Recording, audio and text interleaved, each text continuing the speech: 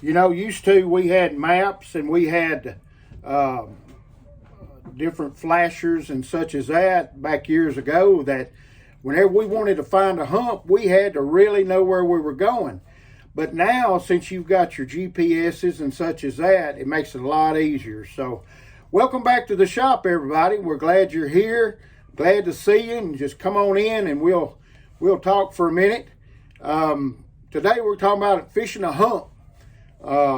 A hump is one of the best things that you can fish, but not all humps are created equal, you might say. Like I was talking there before, used to we had maps and, you know, we had to find the humps, but now with the GPSs on a lot of our electronics, it's a lot easier to find them. But there's only certain humps that'll produce. And you're probably fishing them wrong. By that I mean, if you're just going out and you're fishing a hump and it's not producing anything, you go to the next one, you're wasting a lot of time. First thing you need to do is, whenever you find a hump that you think might be where some fish will be, first thing you look for is a hump that's kind of close to a channel swing in a creek. Now, it might be out there deep, you know, 30, 40 feet deep, but there needs to be a creek channel coming to it, so that whenever that creek channel, the current in that creek channel is coming around, those fish have a place to get on that hump to catch the bait fish. That's another big thing you need to look for is there any bait fish on this hump? I go around on a hump using side scan, and if there's no bait fish on it, I'm moving to the next one. That's one of the big things, is to look for the bait fish that's on a hump. Now, a thing that really will get people to wasting a lot of time fishing a hump when there's no fish there is that when you see it on your electronics, you want to find the outside of that hump, as the very deepest part of that hump. And you'll want to go around it with your side scan, and don't cross over it. Don't do that, but go around it on that deepest part of that hump, and more or less in your mind, put you down 4 corners to that hump. And whenever you get to that outside of that hump, then you can start working your way around with your side scan. Now, that hump might be 60, 70 feet long, or it might be 100 yards long. It doesn't matter. There's 4 corners to every hump. You got to think of it that way.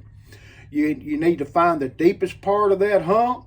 Then you can start going around it and coming up. The most ideal hump is about 20 feet is where those fish will be most of the time.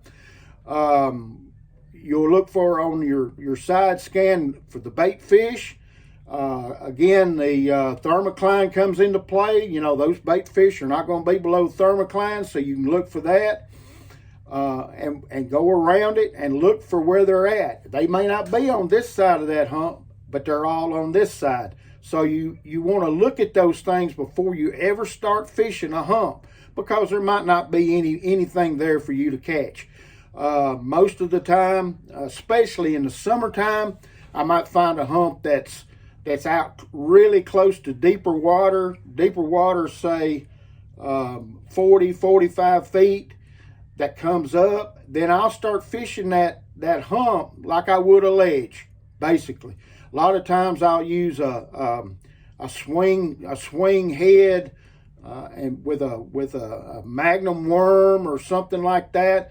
But I find my outside of that hump first and work my way up until I find where the fish are, then throw towards the hump and work your way down that hump, because it's going to have stages that's coming down off that hump, just like a ledge, you know. And that's what you'll do. Same way the swim bait. If there's a lot of bait fish, you might want to use swim bait, crankbait, whatever the season is for those bait fish. So don't just pull up to a hump and start throwing at it, and without doing a little bit of research, you might say, on that hump, because you might be just wasting your time. Plain and simple, that's where your fish are going to be. You're going to look for any kind of creek, any kind of deeper water, maybe where the channel will hit it. You look for indentations. A lot of times on these maps, on the electronics, there you need to look for little irregularities that's in that hump. That's where those fish will laying on, waiting on that for that current to come by. So I hope this helps you out. Like I started out, you know, no two humps are created equal. You got to pick and choose, and you got to find the right hump to fish, and you'll be productive on that hump, I guarantee you.